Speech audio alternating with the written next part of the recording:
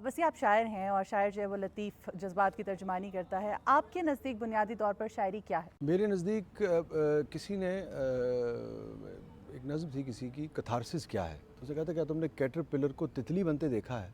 तो मेरे नज़दीक कथारसिस भी और शायरी भी कैटरपिलर के तितली बनने का अमल है। वो जो खूबसूरत रंग एक आम आदमी के अंदर से निकल के आते हैं और जो अंदरूनी दुनिया है उसका इजहार जब वो अपने बैरूनी दुनिया में ला के करता है वो शायरी है। यही वजह है कि जिसकी अंदरूनी दुनिया जितनी हसीन और ख़ूबसूरत होती है उसका शेर भी उतना खूबसूरत हुआ करता है। लेकिन बाज़ औक़ात कुछ लोग कहते हैं कि शायरी जो है ये एक तख़य्युल ही है और शायर जो हैं वो अपने एक तख़य्युलाती दुनिया बनाते हैं। आपको लगता है वाक़ई में इस तरह है कि शायर सिर्फ़ तख़य्युलाती दुनिया के अंदर घूमते हैं, ये कि शायरी का असली ज़िंदगी के साथ भी कुछ लेना देना है? देखिए तख़य्युल तो बहुत इम्पॉर्टेंट चीज़ है। तख़य्युल ही वो चीज़ हुआ करता है जिसको आप अमली जामा पहनाते हैं और फिर कहीं वो पाकिस्तान बन जाता है, कहीं वो आपको हवाई जहाज़ की सूरत में आसमानों पे ले उड़ता है, कहीं वो ये तख़य्युल ही है जिसने सोचा होगा कि मैं चाँद पे जाऊँगा और मैं मरीख़ पे जाऊँगा। ये तख़य्युल ही है। तख़य्युल की ताकत है जो पहले जन्म लेती है। बुनियादी तौर पे तो तख़य्युल ही जन्म लेता है। कोई भी चीज़ जो है वो आइडिया ही आपके ज़हन में पहली चीज़ आता है। और ये ज़रूर है कि शायर जो हैं वो ज़ाती तौर पे बेशतर शुरा जो हैं वो तख़य्युल के अंदर ही कैद रहते हैं और प्रैक्टिकल उससे उनका कोई ताल्लुक़ लेना देना नहीं होता। तो भी कोई ऐसी बात नहीं है, कुछ लोग ऐसे भी होने चाहिए जो प्रैक्टिकल उससे दूर रहें। और मुख्तलिफ़ अक़साम अल्लाह ताला ने बनाई हैं। कोई तख़य्युल के लिए पैदा हुआ है, हमें आप ये समझ लीजिए कि हम तख़य्युल के लिए पैदा हुए हैं। वैसे ये बताइएगा कि वसी अहमद से वसी शाह तक का सफ़र कितना तवील रहा, कितना मुश्किल रहा, किस तरह का रहा? जब आप पीछे पलट के देखते हैं तो कैसा महसूस होता है? देखिए मुझे लगता है कि मैं इस हवाले से बहुत खुशकिस्मत रहा और जिसे वो शोबिज़ की दुनिया में हम कहते हैं ना ब्रेक मिलना, चूँकि मेरा ताल्लुक़ थोड़ा बहुत लिखने लिखाने से और शोबिज़ से भी है ड्रामों के हवाले से, तो मैं ये इस्तेमाल कर सकता हूँ। वो मुझे बहुत जल्दी मिल गया था और उसकी पज़ीराई भी जल्दी हो गई थी। वरना मैं समझता हूँ कि बेशुमार लोग ऐसे हैं जो वसी अहमद से वसी शाह तक का सफ़र के लिए बाज़ औक़ात पूरी ज़िंदगी गुज़र जाती है। चूँकि ये उसकी मेहरबानी है कि वो आपके हुनर को, आपके काम को कब कबूल कर लेता है। जो आगाज़ था मेरा वो हेली कॉलेज में मैंने एक प्ले लिखा था हेलियंस नाइट के लिए, कश्मीर के ऊपर सवाल। वो भी एक बहुत अपनी सतह पे सक्सेसफुल प्ले था। उसके बाद दूसरी जो मेरी काविश थी वो आहन थी।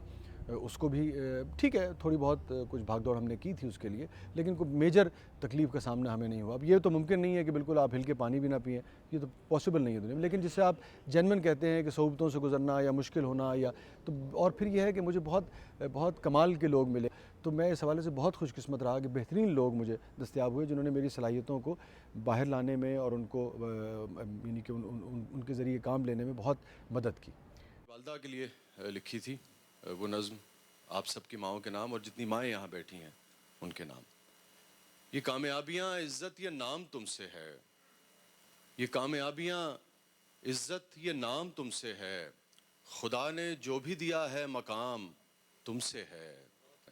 और कहाँ बिसाते जहाँ और मैं कम सिनो नादां, कहाँ बिसाते जहाँ और मैं कम सिनो नादां, ये मेरी जीत का सब एहतमाम तुमसे है, ये मेरी जीत का सब एहतमाम तुमसे है।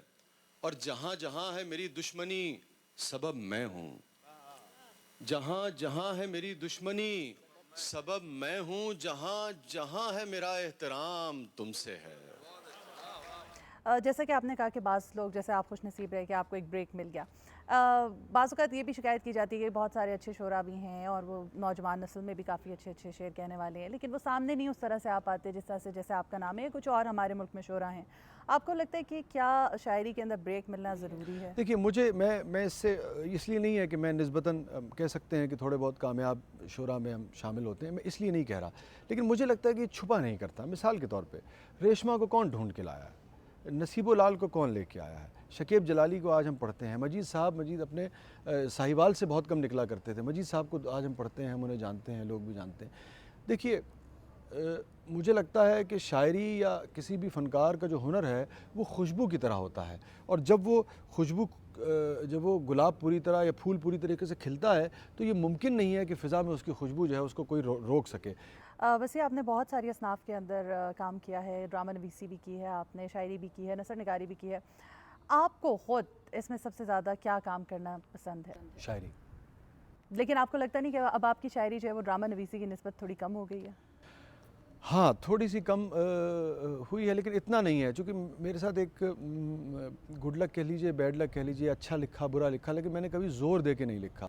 बाज़ औक़ात मैं, आपको हैरत होगी, 4-4 5-5 रातों तक जागा हूँ और मैं सो नहीं सका, बिकॉज़ जैसे बूंदाबांदी होती रहती है और एक झड़ी लग जाती है, और ये नहीं कि मैं सोना चाहूँ तब भी नहीं सो सकता, बिकॉज़ वो ख़यालात इस तरीके से आते रहते हैं, और जब तक मैं उनको पेपर पे उतार नहीं लूँगा तो वो जो भी है वो उसकी अता है। तो मेरा नहीं ख़्याल कि वो कम हुई है। हाँ, ये ज़रूर है कि जैसे जैसे पीरियड्स आते हैं, बाज़ औक़ात बैरन पीरियड्स आते रहते हैं लिखने वालों की ज़िंदगियों में, उस तरह से शायरी के हवाले से कुछ पीरियड्स आते रहते हैं।